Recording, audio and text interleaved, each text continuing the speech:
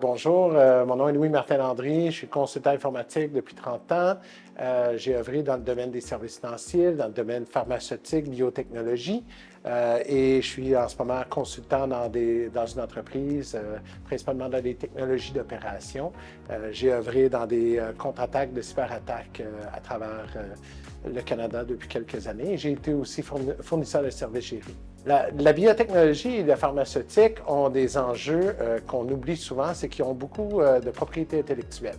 Alors, dès qu'on parle de propriété intellectuelle, il y a des investisseurs de capital de risque qui vont mettre des actifs pour être capables de monter de la propriété intellectuelle.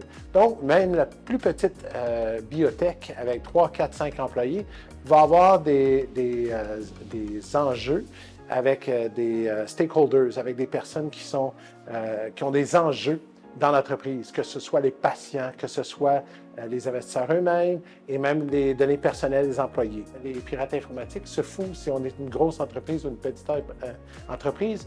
Eux, ils envoient des hameçons à travers la planète au complet et c'est purement mathématique de combien d'entreprises vont attaquer et qui vont attaquer. Et ensuite de ça, ils vont regarder les informations, surtout si les entreprises deviennent publiques, les informations sur la valeur de capitalisation lorsqu'une ronde de financement devient une raison facile de pouvoir savoir combien on va demander comme rançon.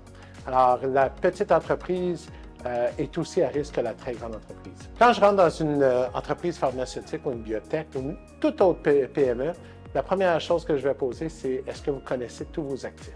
Montrez-moi vos actifs, montrez-moi aujourd'hui quel est le statut des mises à jour de vos systèmes informatiques. Est-ce que vous avez des pare-feux qui sont à jour, les mises à jour de micro-logiciels, les gardes-barrières? Est-ce que vous connaissez, votre équipe technique connaît l'informatique, connaît l'infrastructure?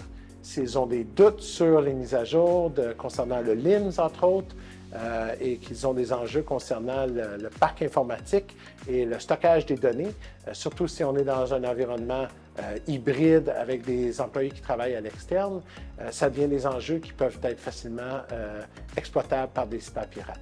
Un cyberpirate va trouver la plus petite faille souvent et ensuite de ça, faire ce qu'on appelle « living off the land ». Il va vivre sur les failles de l'infrastructure au complet.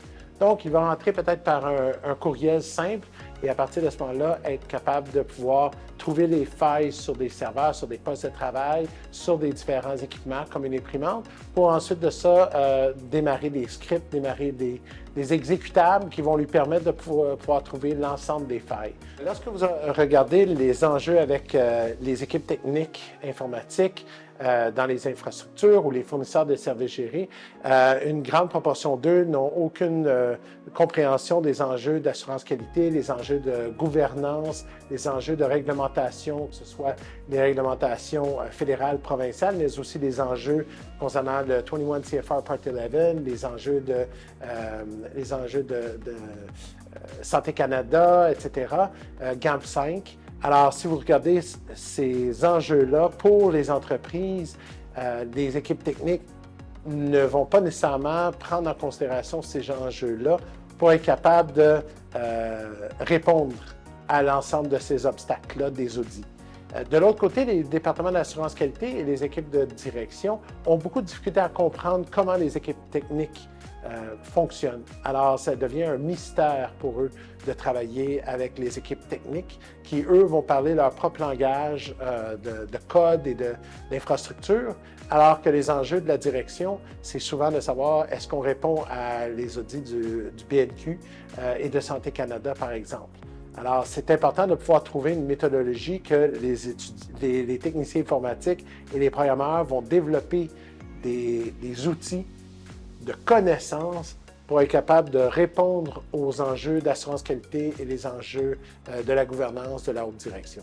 La première chose que je ferais si je serais une entreprise en démarrage dans le domaine de la biotechnologie ou de la pharmaceutique, ce serait de rencontrer des fournisseurs de services gérés qui, à partir de ce moment-là, offrent l'ensemble des services de la gestion d'un parc informatique, mais immédiatement commencer avec un processus de questionnaire concernant les enjeux